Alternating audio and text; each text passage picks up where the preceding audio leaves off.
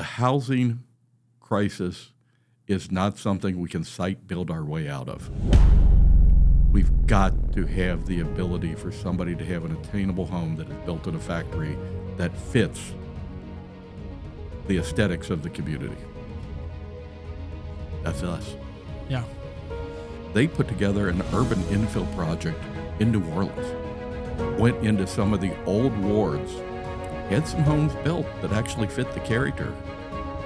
People were loving them. The fact of the matter is that these are homes. It's been a progression of some 40 years that I got to know what manufactured housing was to the point in time right now, where I'm working for manufacturedhomes.com, which is, I guess the best way to think about it, Joe, is that if you think of, we're the cars.com for manufactured housing. We create marketing programs, including online marketing itself, digital marketing itself, for people that are in the manufactured housing business.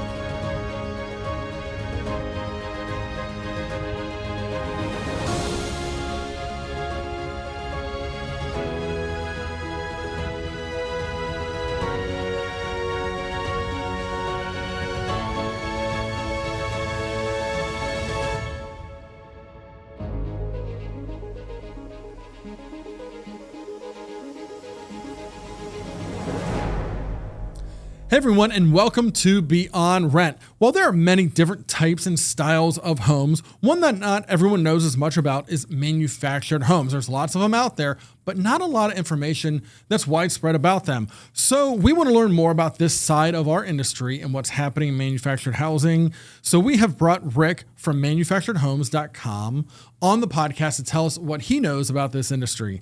Rick, welcome to Beyond Rent. I am glad to be here, Joe. What a great place here at the Nerve Center, the center of all the action for Rent Manager at the headquarters. This is a wonderful place, wonderful location, and glad to be here. Yeah, glad you made the way all the way up. So for anyone that doesn't know Rick, and we'll get to know him a little bit more here in a second, he's actually from Northern Kentucky, and LCS, Rent Managers in Cincinnati. So we're not too far from each other. So he made the long drive all the way to our office this morning to sit down and have this conversation with us. So I always love having people in studio. We were just talking about how it's such a better conversation. It's a lot more fun, and we get to meet each other as well. So again, thanks for making your time out here. Great to be here. Yeah. Excellent. So let's start at the conversation by getting to know you better. You've done a lot in your life. You were telling me of all these different hobbies and different projects that you've been involved in, but let's start primarily with your involvement in the manufactured housing, and I would say just the kind of the real estate property management world. Tell us about how you got started in all this. So I first became familiar with manufactured housing really back when it was a mobile home. There is a time frame to this where it changes over, and I say that because when I was in college, I lived in a mobile home. Truly a mobile home. You'll hear people that will complain about the use of that term in today's lexicon, but no, I lived in really one that had the bouncy floors and the whole bit. But I went after I got my law license. I went to Capitol Hill and worked on Capitol Hill for United States Congressman Jim Bunning, and Jim was on the housing subcommittee when you got up there. The joke always was you had to have seniority to get off the housing committee. It's where everybody on the banking committee, when the new members got stuck, they had to do housing for a couple of years before they could move on. But at that point in time, there was a big issue going on about manufactured housing. And so we had to get up to speed pretty quickly on what it was, what the manufacturing process was, what it is to make a factory-built home. And so that was kind of my first introduction to it. I spent 6 years on Capitol Hill. Moved back home, went with a law firm here in greater Cincinnati, and suddenly started representing some of the people that were in the industry, communities, people that had manufactured home communities. So I got to know more through that. That led me to Washington again, where I became general counsel for the Manufactured Housing Institute. So it's been a progression of some 40 years that I got to know what manufactured housing was to the point in time right now, where I'm working for manufacturedhomes.com, which is, I guess the best way to think about it, Joe, is that if you think of, we're the cars.com for manufactured housing. We create marketing programs, including online marketing itself, digital marketing itself, for people that are in the manufactured housing business. Well, I think we're all very familiar with cars.com. I hope most people are, right? If you've ever bought a car, you probably have been on that, especially a used car. So that makes a lot of sense. Everyone needs a place in the digital world to be able to sell and have a marketplace to move product. And this is a place where manufactured homes can have those transactions and that visibility.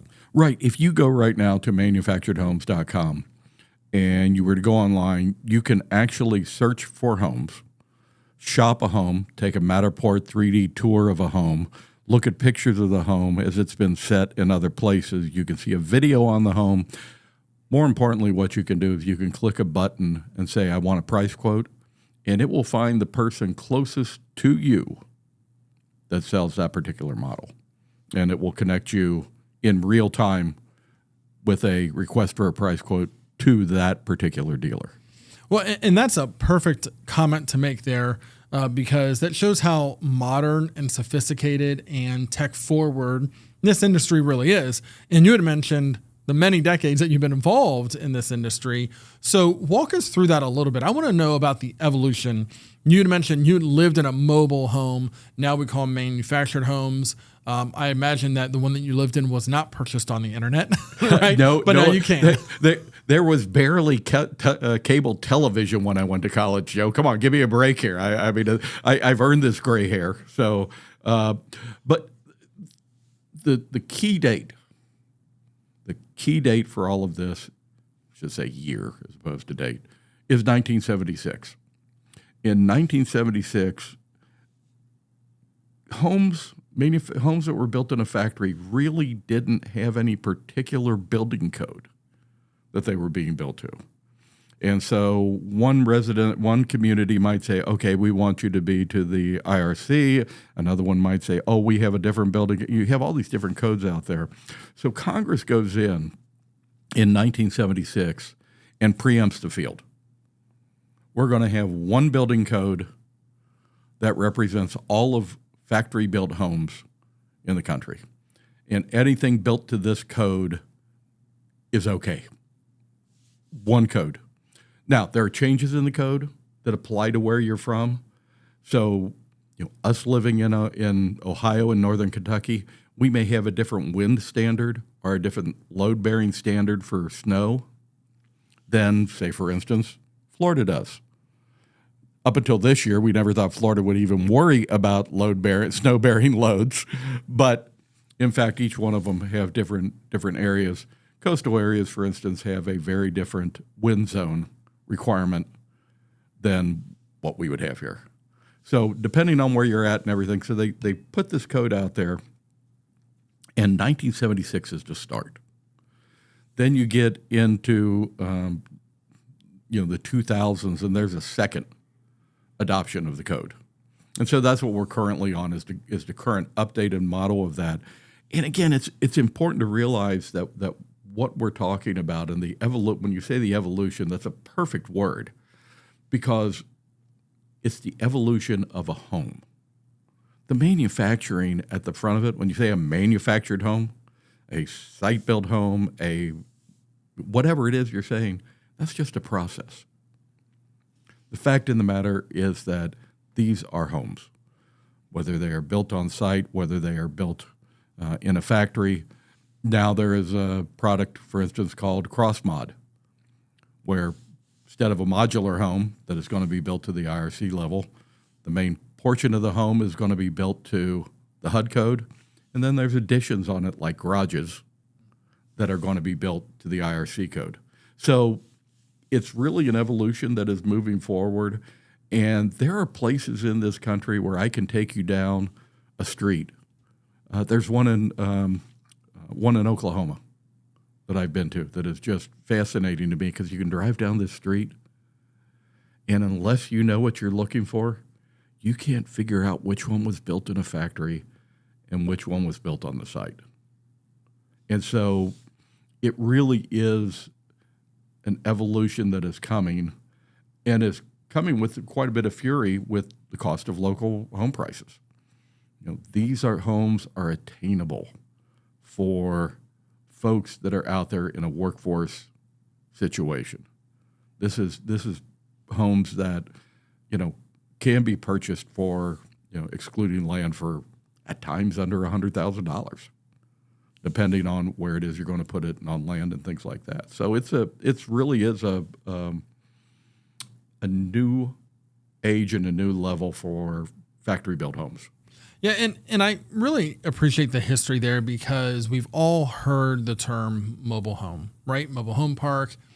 And to have that date of 1976 and to kind of understand the difference between something that was factory built under a certain code versus something that was pre 1976, there's a huge difference there. And to recognize that difference but the reality is it's taken many years, and I guess we're not even quite there yet, to kind of get rid of that terminology of mobile home park and maybe get rid of some of that stigma, because we've all experienced what that product looks like in one way or another. If we've lived in it, walked through one, seen one, whatever it may be, we all have that kind of image. But what you're describing, the modern version, the version that, manufacturedhomes.com is really focused on promoting and selling, this is a whole new world. Absolutely. The problem that we have in the factory built world is that everybody's still living under the old stigmas of what I lived in when I was in college. Bouncy floors, the area that nobody wanted to live in except the college kids and the poor kids. Okay? That is what everybody still has in their mind. One of the things that we've been doing a lot in the industry with is that we've been taking homes to various events. You can take a home before, as you're shipping a home to its new location, it's really not a big deal to stop at, Kentucky every year for the Kentucky League of Cities. A home that is going somewhere stops at Rupp Arena. The home is set up, furnished, looks just like for the Kentucky League of Cities. Whereas city officials come through and look at it and go, this was constructed here? Yeah, in a day. Yeah, we put this on this thing. It takes about a week for it to come off the assembly line. It takes us about a day to set it up here. Then it's going over for sales, where it's going to be put up for sale. And people just walk out, and the look on their faces, is two comments that always stand out to me was, man, this ain't my papaw's trailer. And it's not. We're talking about the construction of it. We're talking about 2x6s. We're talking about insulation. We're talking about all the things that you would be looking at in any home. It's a home. And so that's really the big thing right now is to try and get past those stigmas, to realize that this is just like any other home. Just we don't build it in the middle of the rain and snowstorms. We build it in an environmentally protected environment. We build it where there's no snow, there's no rain. I have a builder of mine who says the only place you ever find a true square corner in a home is one that's built in a factory. Again, because we don't have those things. And for those that are environmentally concerned, when they build one of these houses, all of the waste, all of it, Joe, can be put into one 55-gallon drum. One bag. Boom, that's it. That's how precise it is when they're making these homes. Well, and when we think about manufacturing in general, I tend to think about maybe the automotive industry. And again, think about that whole world. These cars are built in factories, right? There's assembly lines, a lot of efficiency, very little waste, very little movement. They're really trying to maximize their profits, right? By efficiency. Right. And really, a factory built home is really no different, right? Because for these manufacturers to make money and to be competitive, they have to be efficient and they have to make high quality products. Otherwise, their competitors are just going to destroy them.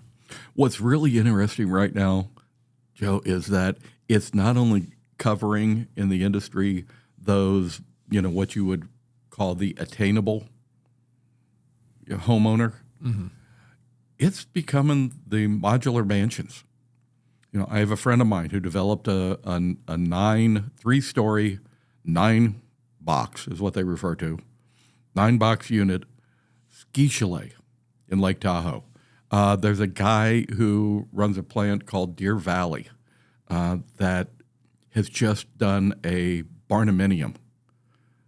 That is incredible. My wife wants me to sell our home and buy one of these barndominiums and find some land to put it on. It really is getting to a level of, it covers not only the attainable, but it goes up to the modular mansions as well now.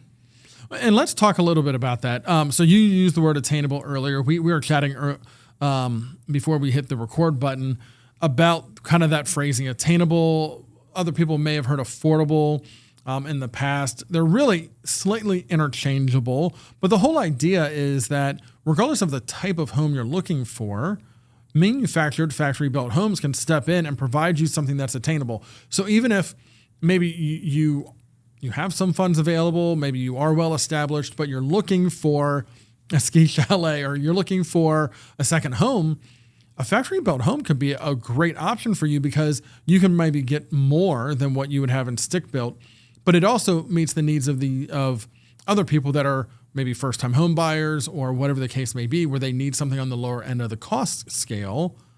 Manufactured fits there too. It really fits everywhere.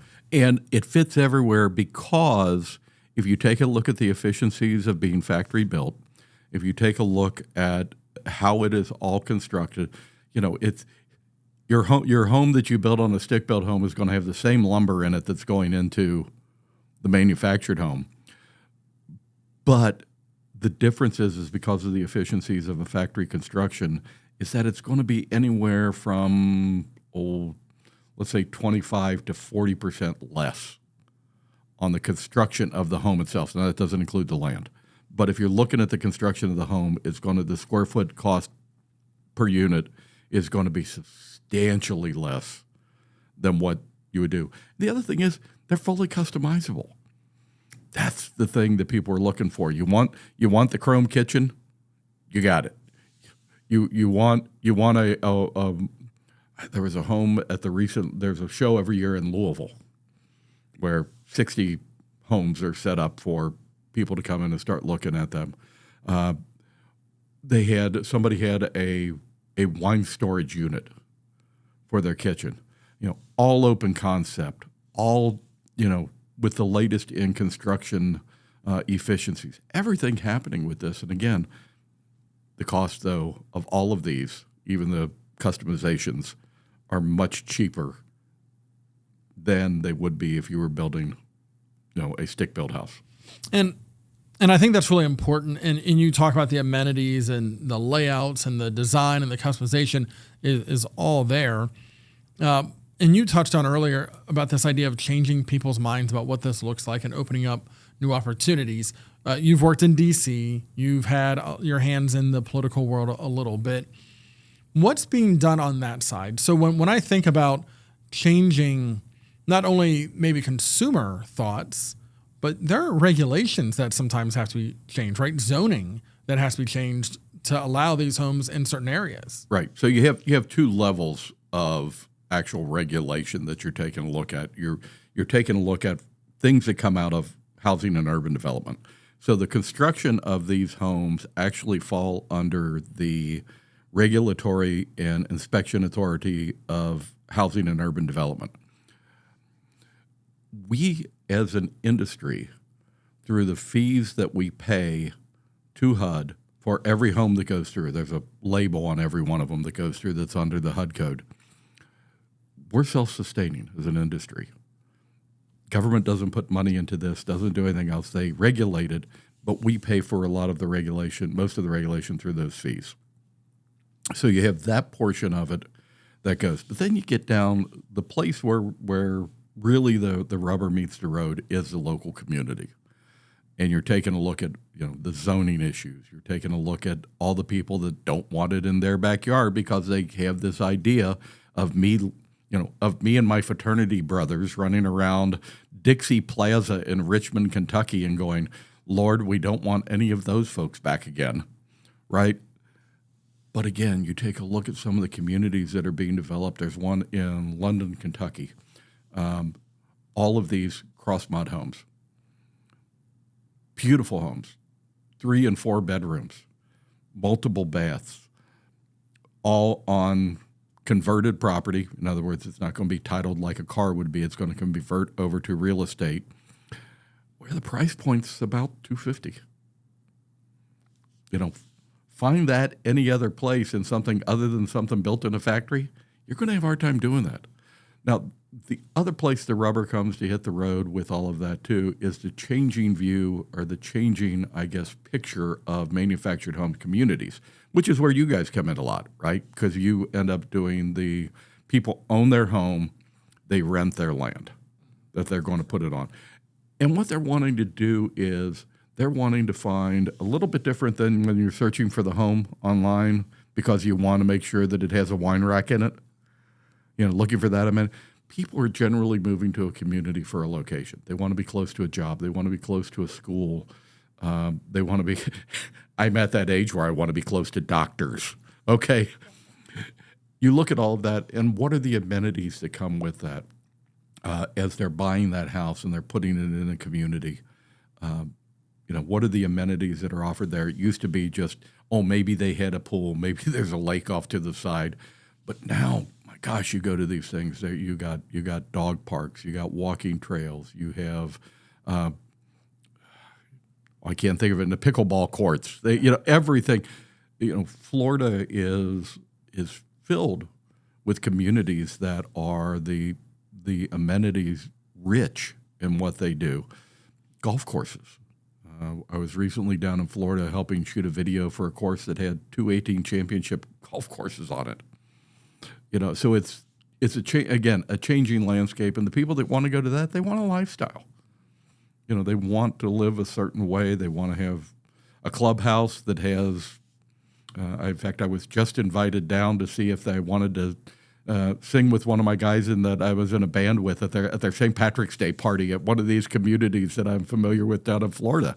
So it's amenity rich. It's how somebody wants to live and where they want to live. That's the community side of it. Yeah, and the community side gets me really excited. And you talked about kind of like the not my backyard, which you'll hear, abbreviated like the NIMBY versus yes in my backyard, YIMBY type regulations and lobbying that's going on. But it's not just manufactured homes. We obviously, work with a lot of different types of property owners, and some are in that multifamily space as well. And I see this interesting convergence between multifamily and manufactured housing that could happen, and maybe even single family home rentals, where they're all kind of moving the same direction. And where manufactured housing starts to look a lot like multifamily is in these communities where you build a whole community. There's all of these homes. Maybe they're owned, maybe they're rented. It really doesn't matter, because it could look a lot like an HOA, like a condo type situation. But you created a community where there are amenities, where they are close to the schools, they're close to the places of employment, they're close to wherever they want to be, and we're actually building communities out of these types of homes. I'm assuming you're seeing that movement happening very, very fast. Well, they don't call you the king of segues for nothing.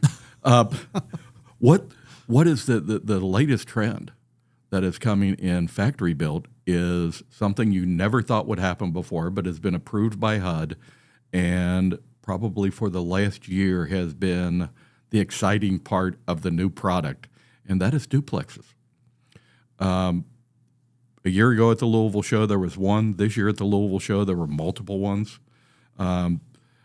Communities in this instance, and we're talking about everything that you would look for in any other duplex, firewalls, sound walls, everything, but in one unit, somebody's on one side, somebody's on the other. They've built them long ways. They've built them widthwise. Really fascinating in how they're doing the development of these. And what is even better is that some of the communities that you think would normally turn up their nose because it was built in a factory are going, I kind of like these duplexes. Pinehurst, one of the snooty golf communities maybe the snootiest in the country, besides here in Camargo here in Cincinnati. But they have approved the placement of these duplexes. because people are renting them. People are coming to play golf. They want to have a nice experience. They want everything, and they're running out of availability for people to support all the golf courses down in Pinehurst. And it's a big deal when you have a community like that says, we really kind of like this manufactured home thing that you're doing. Let's build them all on that street, near the golf courses, near everything that's happening. So that's really the exciting part of it, is that you find developers who are wanting to go out and use factory-built homes to develop. We just did a specialty video. If you could get to manufacturedhomes.com, you can go to the video section and you can find it, of a project in Maryland, the project in London, Kentucky that we talked about, and a third project where, again, all of it revolves around this new concept, new manufactured homes, taking a look at it and going, as one of the mayors in Kentucky at the Kentucky League of Cities. In fact, the chairman of the Kentucky League of Cities is on one of the videos saying, the housing crisis is not something we can build our way out of. We've got to have the ability for somebody to have an attainable home that is built in a factory that fits the aesthetics of the community. That's us. Yeah. And I can only imagine the energy level and the excitement level of this industry is really growing year after year as some of these challenges are being faced and addressed, and there's momentum. Pinehurst is a great example of that.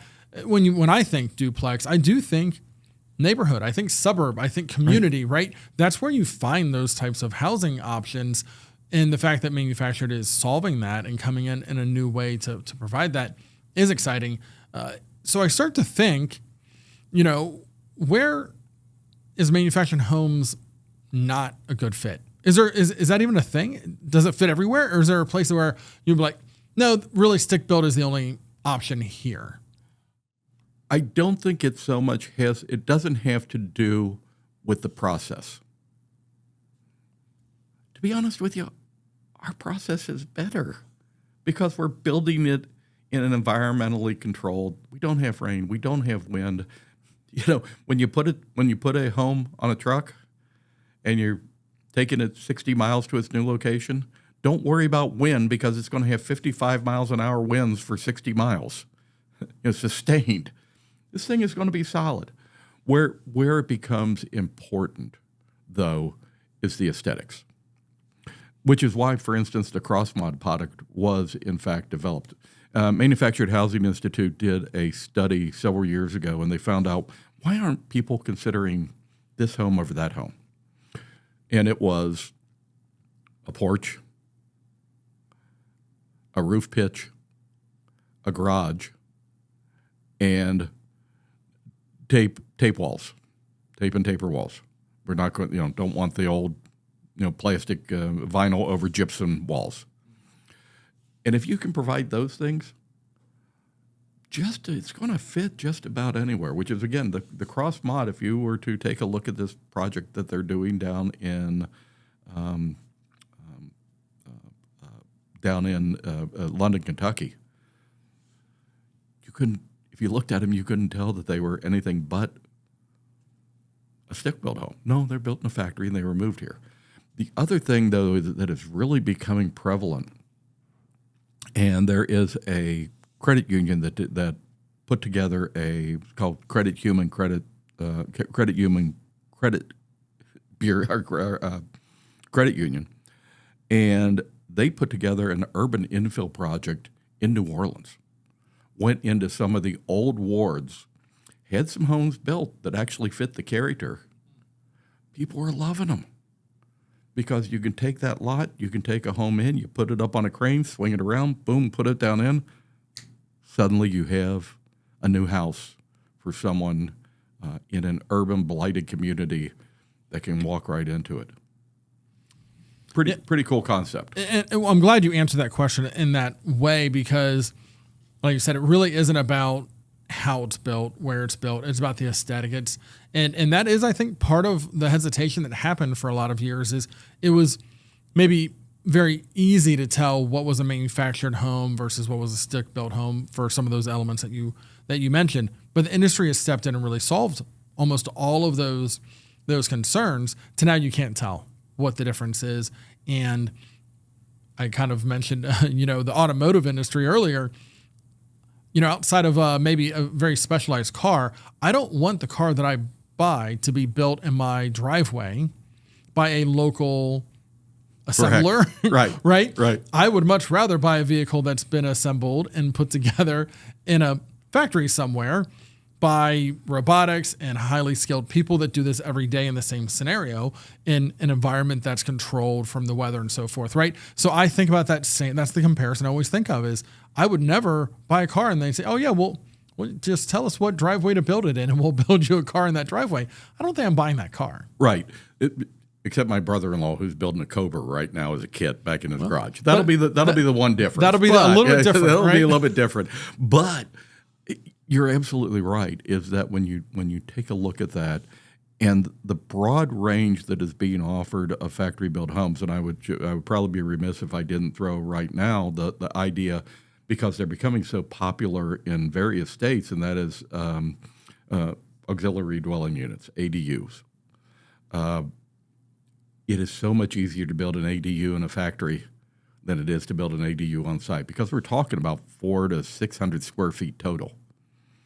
But if you can build one in a factory, bring it in, drop it down on a permanent foundation, as all manufactured homes are done, they're installed on a permanent foundation, whether it be a dirt with footers or whether it be some of these homes are actually built to be put on top of basements. They're all going to have a permanent foundation when they come in. And so as you take a look at that, it's really easier and more efficient for an ADU to be built in a factory and brought in and placed on land than it is to be able to build that thing on site. So break down ADU a little bit more for anyone that may not be familiar with that terminology and the type of structure that would be. An accessory dwelling unit, whether it's built in a factory or whether it's built on site, is something that usually ranges in size from 400 square feet. You're above that HUD level, right? That you have to be 400 feet at least to be a permanent dwelling, and sometimes they will even go up to the size of 1,000. Most of them stay around 400 to 800 square feet, and many states have started allowing these to be placed on property that not only is owned by an individual landowner, but might actually be an accessory dwelling unit for somebody, often referred to as in-law units, granny pads. There's a lot of them. And so states right now are passing a lot of legislation that allow you to come in and put these on land. California has gone so far as to not only allow you to put it on your backyard, but not limited to just, granny can live there. You can actually rent it. And even in California, you can actually subdivide your backyard and sell that unit and bring that person in. So, there's a lot of different things that these units are being used for to address the affordable housing crisis. But it really is one of the futures. And these things are phenomenal. I really want to get one myself and put it somewhere down on Lake Cumberland so I can go uses a fishing cabin, because my wife and I would kill each other if we had 400 square feet to live in. But very cool, very efficiently designed, has a lot of amenities in it. They're wonderful, wonderful dwellings. And that's, the thing I heard there was the comment about California and, breaking off part of your backyard with one of these ADUs to sell is, while we have a housing crisis, we need to think of new ways to solve it. Absolutely. And we have to get really creative, or possibly just look around at what is already existing and use it. But for a lot of people, that is going outside the box. That is being creative and and finding new ways to produce homes faster at lower costs. You'd mentioned a price point of $250,000. The only way to get a home at that price at this point is probably a time machine, right? Exactly if you're buying right. stick built. Exactly right. And that's the beauty of, again, manufactured homes. It's not that you're buying a quality, a non-quality home. It's a home. Mm-hmm. It's just the process by which it is used to be made. And I would contend made better. Yeah. Than if you're made on site. Yeah.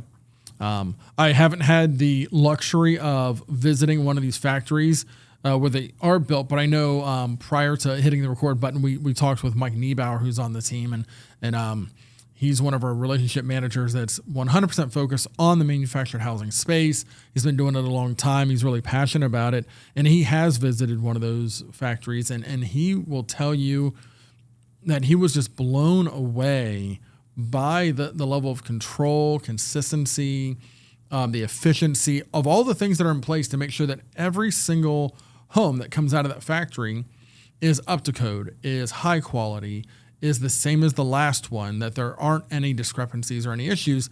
He was absolutely just amazed at the whole system.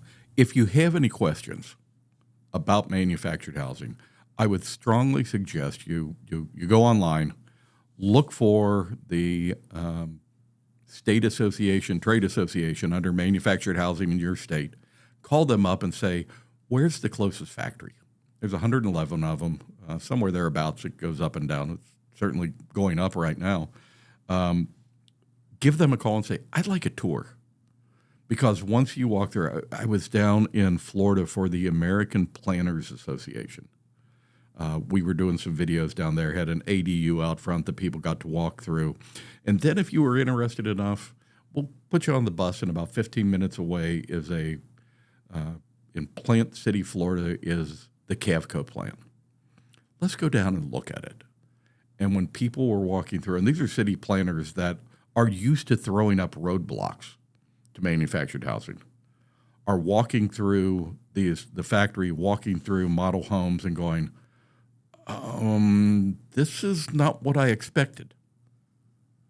And especially when they walk through the assembly process, when they walk through the factory and they take a look at, oh my gosh, we're talking 2x6s. We're talking about drywall and finish.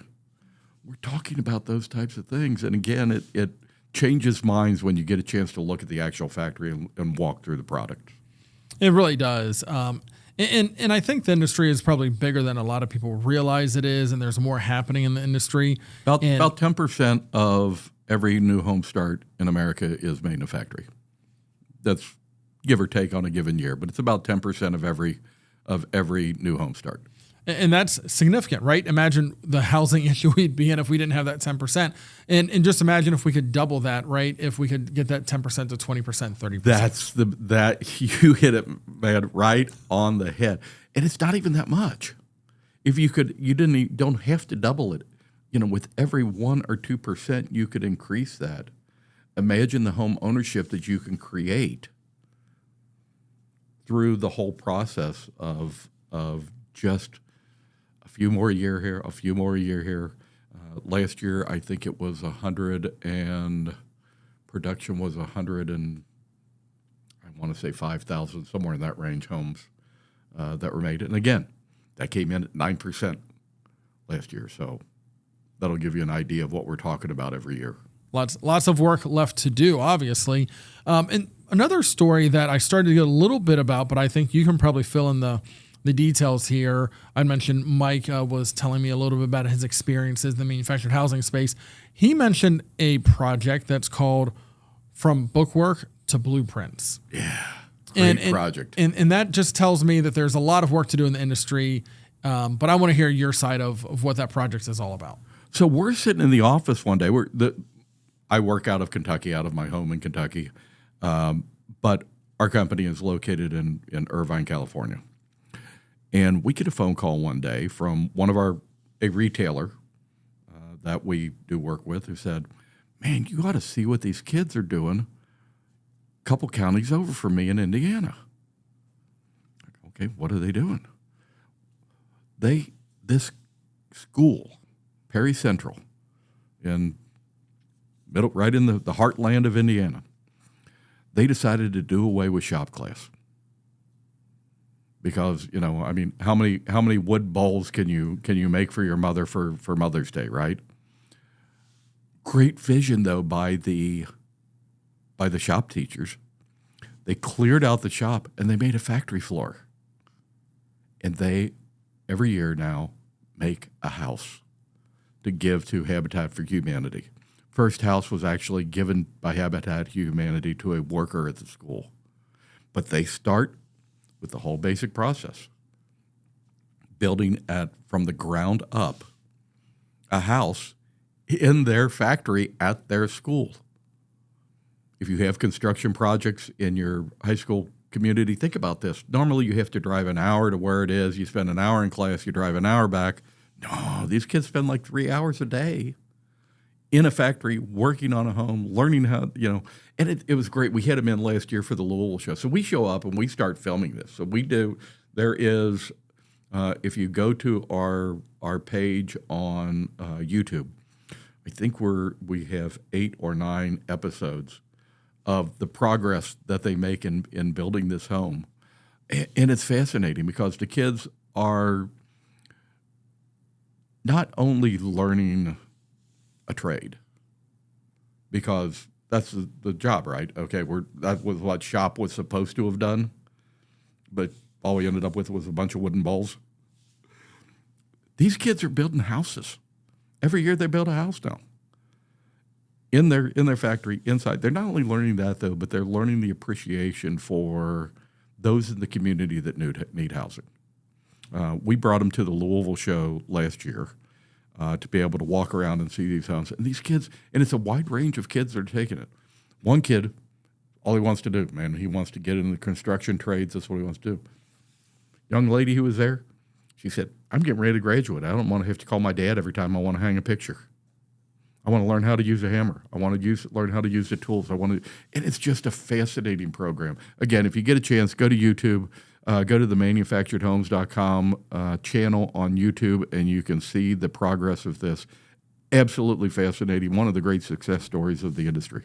Yeah, that's amazing. And this whole idea of, like you said, the vision that the leaders in that school had to turn something that was okay program, right? Workshop has, sure, but have the vision to really turn it into something great where they're teaching people a trade, they're teaching people lifelong skills, even if they never go into construction, but then they're giving back to their community all at the same time.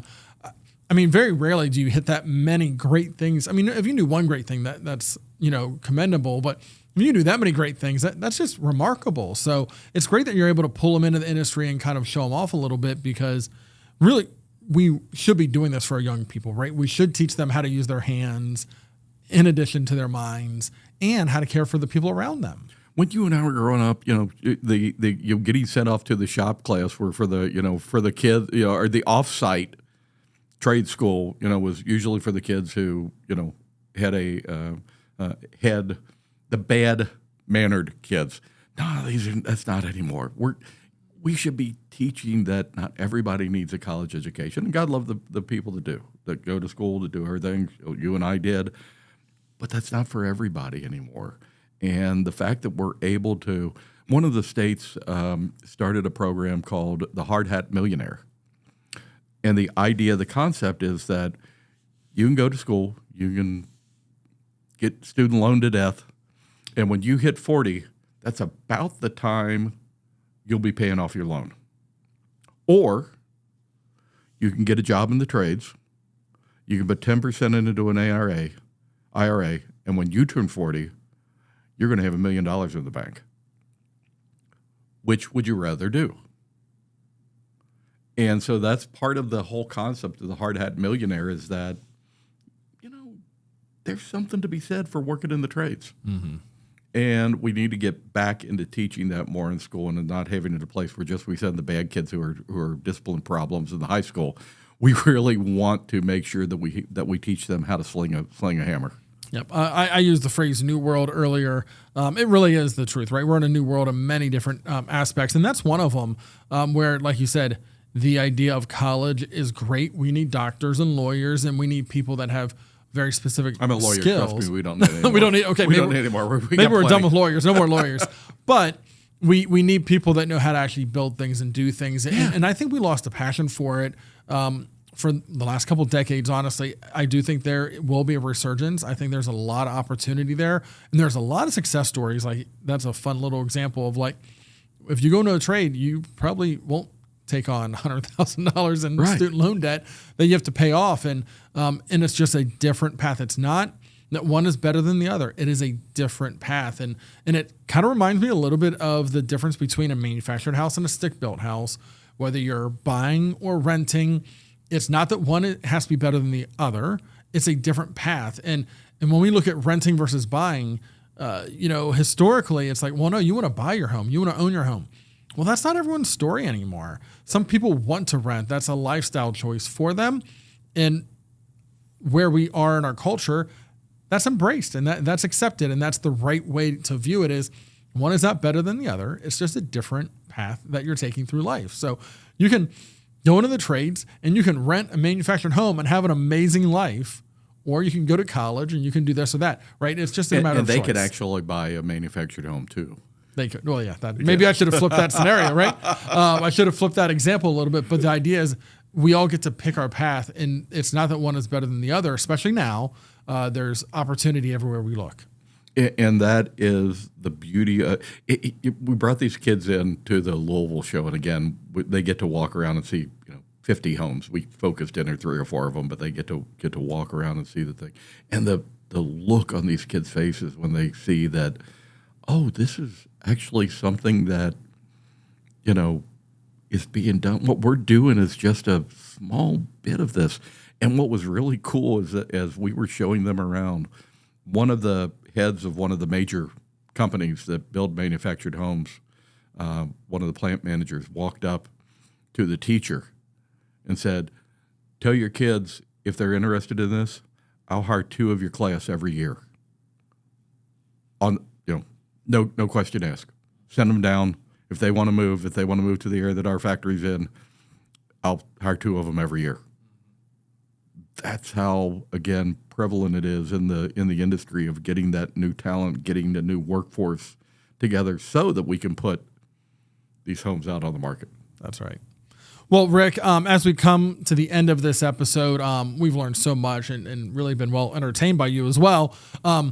Any last thoughts? If people want to learn more about manufactured homes, where should they go? What website or what resources out there that you think is best suited to help people learn more? First thing, because we're talking to a national audience here, is that I would suggest the first thing that you do is look at the websites for your individual state trade association. Usually there's a lot of good information. We, in fact, have built websites for, I'm going to say, 17 states that you can go into the homes that are available and shop.